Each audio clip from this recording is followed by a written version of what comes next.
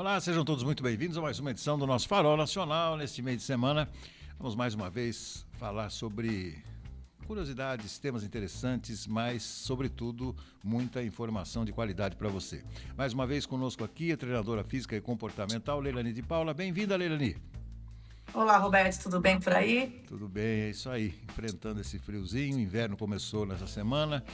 E o tema de hoje está relacionado com o inverno, Leilani. Quando a gente pensa em frio, ninguém imagina, né? Vamos sair correndo, comer uma salada, vamos comer um alface, vamos comer um tomate e tal. O inverno remete a bebidas quentes, a comidas mais quentes, mas sobretudo a algo que eu queria conversar um pouco com você sobre isso hoje. Isso é sobre doces. Esses dias meu filho pediu para trazer uma barra de doce de leite para ele. Eu falei, mas você vai comer uma barra de doce de leite? Ele falou, não, eu como aos pouquinhos, isso aqui depois do treino é muito bom. Então eu queria falar sobre açúcares de uma maneira geral com você. É lógico que ele treina em alta intensidade, mas assim, açúcar afinal de contas, vamos relacionar o açúcar com treinos. É recomendado, não é recomendado? Os cuidados com diabetes, os cuidados com engorda, vamos lá. O açúcar sempre é um vilão. Açúcar refinado nunca vai ser visto com bons olhos, né, Roberto? O que a gente precisa é usar os açúcares da fruta e alimentos mais saudáveis possível. Mas eu também sou apaixonada por um chocolate, mas eu sempre opto por chocolate com 60, 70%. Quanto mais porcentagem do cacau, melhor, porque hoje nós estamos sendo enganados. A gente tá sabor chocolate, sabor. O sabor é aquele cheiro do chocolate que não existe cacau, né? Então, às vezes você vai comprar, você acha que está comendo algo que existe os componentes que faz bem para a saúde do cacau e não tem cacau ali. Tem uma massa ali diluída com um monte de gordura e aquilo não é saudável. Então, o que era chocolate antes virou sabor chocolate. Então, tem que tomar muito cuidado com isso.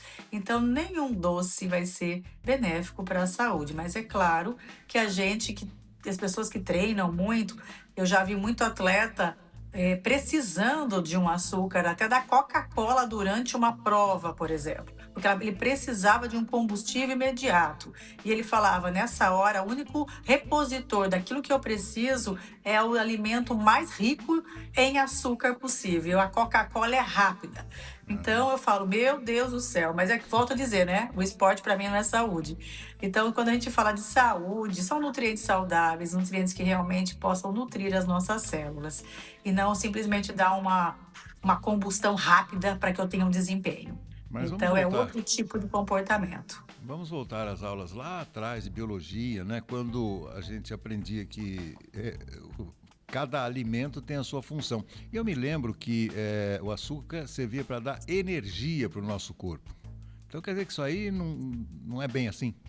Não, não é bem assim, porque o açúcar, vamos dizer assim, alimentos que a gente sabe que tem o carboidrato complexo. Se você comer a batata doce, ele tem esse açúcar, mas em cadeia complexa. Então, ele vai sendo degradado devagar, te dando saciedade ao longo do dia. Já um alimento que tem essa degradação mais rápida, tipo um arroz, ou macarrão, daqui a pouco você está com fome de novo. Então você já tem uma carga de insulina, você já tem o pico da glicose, então aquela degradação é mais rápida. Então a gente tem que entender que tudo que é amido vira o açúcar dentro do corpo. Então os alimentos, a gente tem que compreender o que é o açúcar, não é só o pozinho branco. É o arroz, é aquela batata, é aquele macarrão. Então a gente tem que entender quais são as fontes de energia e o que poderia ser utilizado numa via metabólica mais saudável, para que eu possa realmente ter um combustível bom. E não simplesmente um açúcar para que eu possa ter uma energia ali rápida e favorecendo muitas vezes outros problemas, sobrecarga principalmente nessa questão dessa bomba de insulina. Então a gente tem que observar e compreender melhor os alimentos. Então não é o todinho, lembra aquelas propagandas? O todinho, o que dá força, não Isso. é? Então essas propagandas tem que tomar muito cuidado porque é puro açúcar, não tem outra coisa. E muitos dos diagnósticos hoje que nós estamos recebendo das crianças com TDAH, hiperatividade, nada mais é do que uma alimentação exacerbada com picos de glicemia, porque é altíssimo consumo de alimentos ultrapalatáveis e açucarados. É lógico que essa criança está pulando. É lógico que essa criança não tem parada. É açúcar. Aham. Né? Ela dá uma energia, dá, e deixa essa criança pilhada. Agora faz uma dieta fracionada ali com alimentos saudáveis, com uma degradação mais lenta, para ela saciar realmente a sua necessidade metabólica, alimentos mais saudáveis possíveis e não pacotinhos que a gente vai só abrindo pacotinho de lanchinho na escola. Faça uma alimentação saudável com essa criança. Ela vai ficar com menos ansiedade e vai ter um estímulo ali natural. Uma criança saudável sem picos de energia. Agora, uma criança é bolacha de biscoitinho, é o suquinho com alta dose de açúcar também. Então, imagina uma dieta muito pobre de nutriente e altíssimo nível de açúcar no sangue. Então, não tem criança que resista, não tem adulto que resista. Então, a gente precisa realmente entender sobre o alimento e como estou nutrindo o meu corpo e como está sendo processado todo esse açúcar de uma forma saudável. Os poetas de antigamente, principalmente os sambistas, gostavam de colocar uma frase, uma ideia chamada assim, me engana que eu gosto, né? E o tal do me engana que eu gosto, agora eu queria relacionar com as tais barrinhas de cereais, que não deixam de conter um pouquinho de açúcar também. Você falou do macarrão, a gente come macarronada e depois já fica com fome. A barrinha é recomendada para o pós-treino, para o pré-treino e deve ter vários tipos de barrinhas de cereais, né, Leilani? Tem, eu prefiro usar as barras que têm proteína, né, Roberto? Eu observo bem, eu tenho que ler bem os rótulos, porque realmente engana que eu gosto, né? É bem isso daí mesmo. Muitas barrinhas vêm com coisas embutidas ali nas letrinhas miúdas. Então, usem óculos, leiam os rótulos e não caiam nesse conto, não, que barrinha é saudável. Não é. Às vezes é melhor você comer uma comida saudável ali, um arroz, um feijão, um bife, uma salada, do que uma barrinha de cereal. Muitas pessoas às vezes substituem a refeição por uma barrinha de cereal e está sendo enganada. Então ali não é saudável. E tem muitas pessoas que fazem a sua barrinha em casa, que também não é difícil, com mel, com castanhas, enfim. Mas eu não sou adepta às barrinhas, não. Numa necessidade ou outra, eu opto por a barrinha de proteína. Numa situação que eu estou viajando, uma situação que eu estou com uma fome ali e preciso pôr aquela proteína no meu corpo. Então, numa emergência, eu utilizo as barras. Mas no meu dia a dia, eu tenho a minha alimentação, eu faço a minha comida, eu tenho a minha proteína da carne que eu ingiro no lanche da tarde.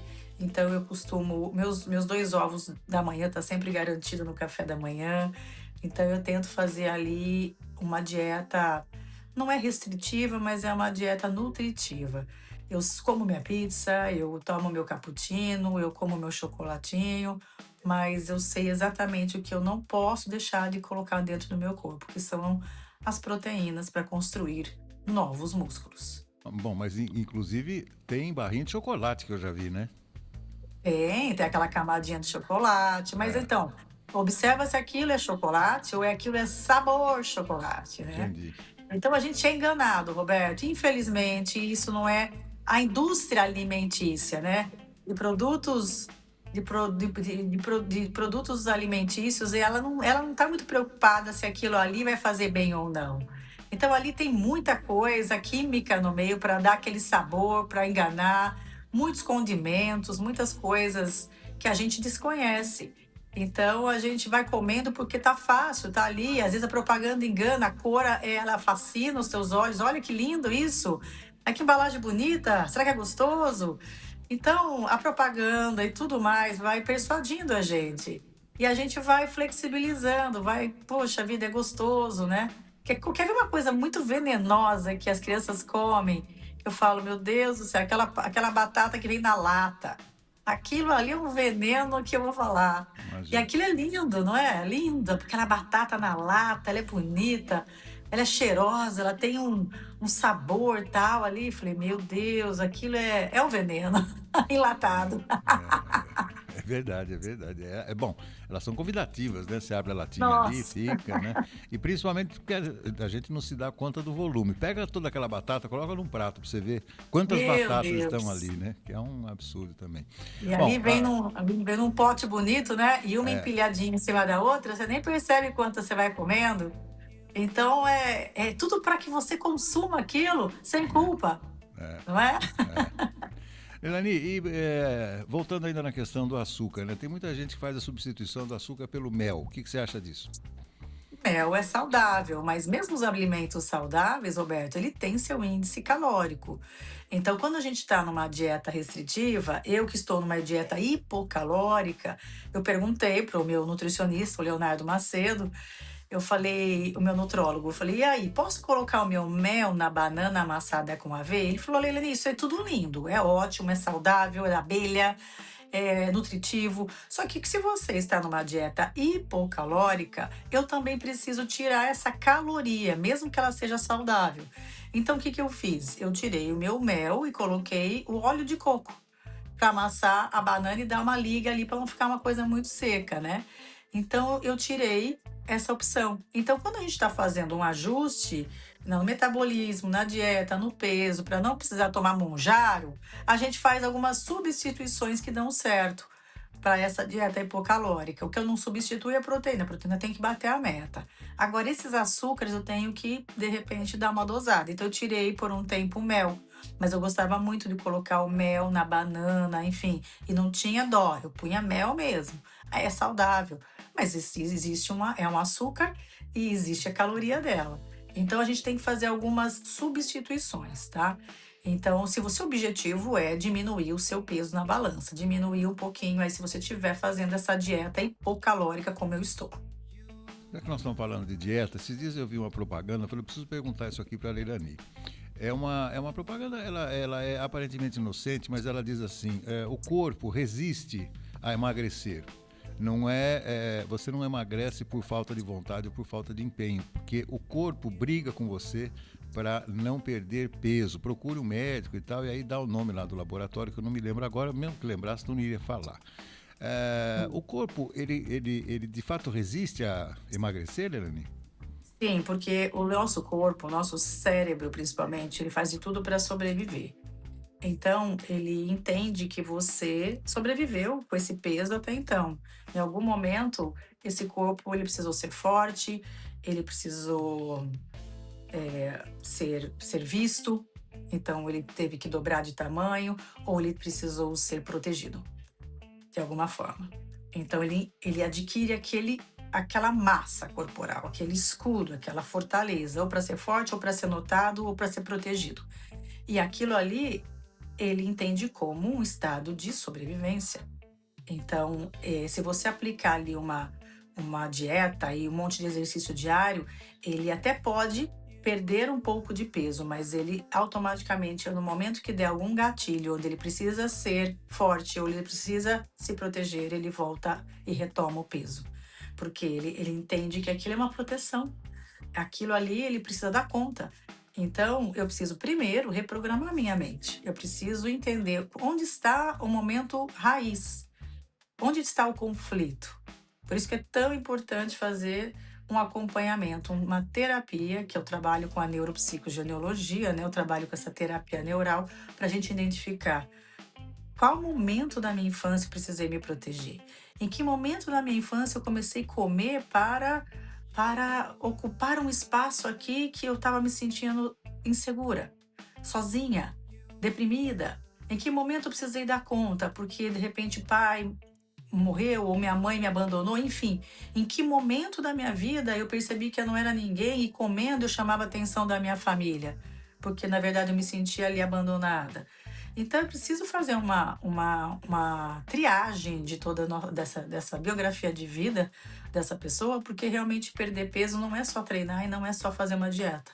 Porque eu tenho um condicionamento no meu cérebro, que ele está me protegendo, ele vai fazer de tudo para sobreviver. E talvez sobreviver é manter o meu peso, porque ele entende que dessa forma está segura. Então é tão importante a gente fazer um acompanhamento terapêutico adequado para identificar e poder sair desse estado de alerta, de hipervigilância, né, que a gente chama de amígdala cerebral está sempre em constante medo. Uhum. Então ela está ativa o tempo todo. E esse corpo, quando ele não pode relaxar, quando ele não pode sair do estado de alerta, ele não vai emagrecer. Você pode fazer o que quiser. O que está acontecendo hoje? O Monjaro, todo mundo está tomando Monjaro e emagrecendo. Então, o que que faz o monjaro? O monjaro, ele vai atuar lá no sistema de recompensa. Ele vai segurar esse seu bicho aí voraz, que abre a geladeira e devora tudo. Ele vai prender dentro de uma jaula. Esse bicho vai ficar pequenininho, enquanto toma o monjaro. A hora que a gente para de tomar esse medicamento, que ele inibe toda essa questão da compulsão alimentar, da sua ansiedade, né? A hora que a gente para, o que acontece? Essa jaula abre. E esse bichão, ele vem com mais força ainda. Uhum. Que daí ele toma conta de você e daí você já não tem mais o freio. Então, o monjaro, como eu digo para muitos alunos, é simplesmente uma ponte. Uma ponte para você atravessar, mas com acompanhamento terapêutico, um personal, adquirir. É um tempo que você tem para adquirir hábitos, comportamentos, de olhar para aquilo que você não teve coragem de resolver, Sim, que sim. provavelmente está na infância. Porque depois todos os seus medos, todas as suas inseguranças, todas as suas compulsões vão retornar. E elas retornam com força ainda maior. Então é muito importante, Roberto, no processo de emagrecimento, entender qual foi o momento que eu perdi mão. Em que momento da minha vida eu me dei conta que eu estava engordando? Que alguma coisa aconteceu quando tudo aconteceu. Então eu preciso registrar isso, eu preciso procurar entender isso daí. E sinalizar esse sistema nervoso, esse corpo, porque todas as emoções estão no nosso corpo, que agora eu cresci, que agora é seguro relaxar e que eu posso me permitir a soltar, a deixar ir, principalmente essa gordura que já não faz mais sentido eu segurar.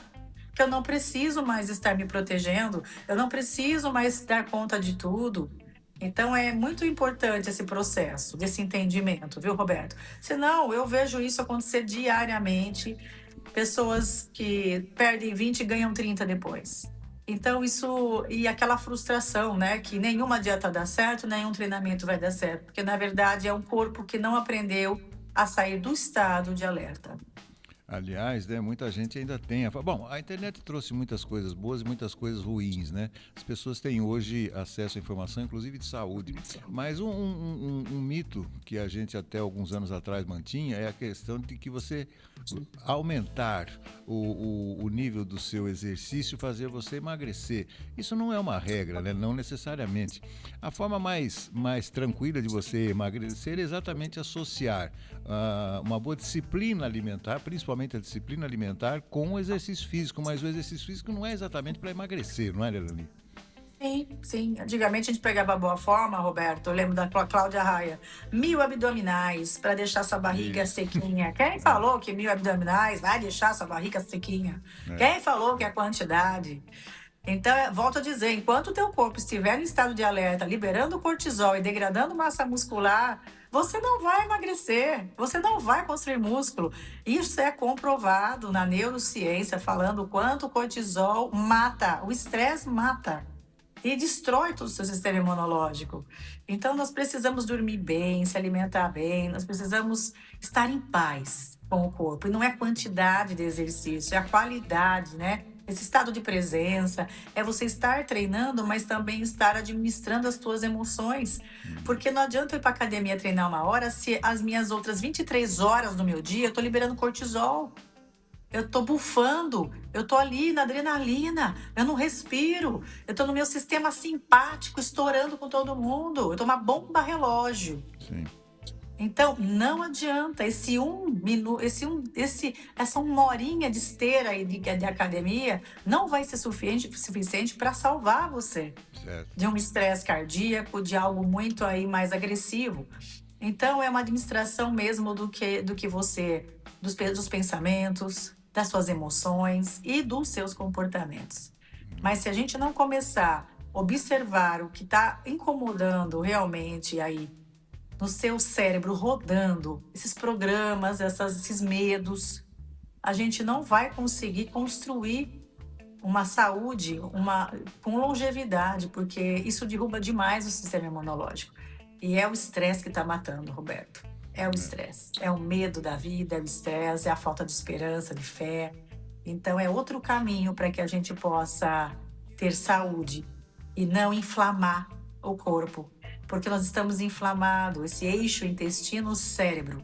Tudo que eu estou pensando, tudo que eu não estou dando conta de resolver, isso está, de uma certa forma, inflamando todo o meu sistema corporal.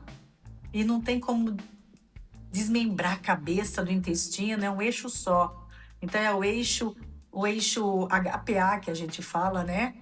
Então, aí é hipotálamo, a glândula adrenal. Então, a gente tem que ter o equilíbrio disso. Então, quando elas estão desreguladas por efeito do estresse, a gente inflama o sistema todo. Contribui para aumento de celulite, contribui para o intestino inflamar, contribui para o sobrepeso. Então, é uma bomba relógio aí dentro. Então, hoje não dá mais para a gente desprezar isso, não dá mais para a gente separar uma coisa da outra. É por isso que a gente busca hoje o entendimento da medicina integrativa. Quanto menos especialista o médico for, melhor. Mais ele vai te dar recursos para você realmente ter uma longevidade, aí, uma qualidade de vida. Bom, agora eu vou fazer uma descrição meio que filosófica para você. Quando eu dou minhas corridinhas, eu faço isso há muitos anos, eu sei exatamente, né, onde eu estou, se estou aqui na cidade, se estou numa outra cidade, se eu estou no litoral, enfim. Eu sei mais ou menos assim o circuito que eu vou fazer. E normalmente sempre eu faço isso relacionando o tempo que eu vou ficar em exposição do exercício ao cronômetro, ao relógio. Ou seja, 1 hora, 1 hora e 5, 1 hora e 10, não muito mais do que isso. Por que eu estou dizendo isso? Se você não tem um planejamento mínimo, se você não sabe o que você quer, se você não sabe onde você vai chegar e a que horas você vai chegar, essa vida fica um pouco solta demais. Não me parece que isso seja bom para nós individualmente. Então, você está relacionando essa questão de viver automático, com pressa, o estresse, etc. Se você sai para fazer uma corridinha e você não sabe quanto tempo você vai correr, parece que essa corrida não terá fim. É aí que eu queria chegar. Roberto, depende. Tem momentos que eu quero relaxar a cabeça. De repente eu estou disposta para fazer meia hora e de repente aquele ambiente está tão favorável que eu corro 10 quilômetros. Faço muito mais. Então ali eu não estou competindo. Eu tô ali num momento diferente. Eu tô num momento mais refletindo, estou mais em contato comigo, com a natureza, e eu não tenho que provar nada para ninguém. Isso é um fator muito importante e relevante. Não provar nada para ninguém é muito bom isso. E quando eu Exatamente. fico tendo que provar, é extremamente exaustivo isso. Porque eu não tenho que provar nada para os outros, eu tenho que simplesmente me sentir bem.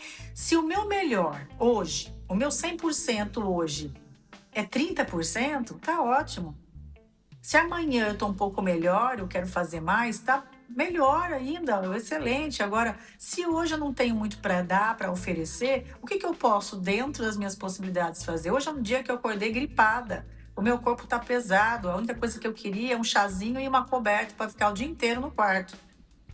Então, ali a gente tem que fazer algo pelo nosso corpo. Daí eu reduzo a intensidade, ali eu faço um exercício diferente, só para aumentar a bioenergética do corpo. Mas eu vou ficar frustrada porque eu não consegui correr 10K na esteira?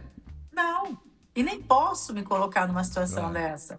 O corpo está meio febril, por que eu vou lutar contra o meu sistema imunológico que está armado para minha defesa? Para quê? Colocar o meu sistema em risco. Então, essa é a grande ignorância do ser humano, achar que está perdendo performance. Está querendo provar o que para quem?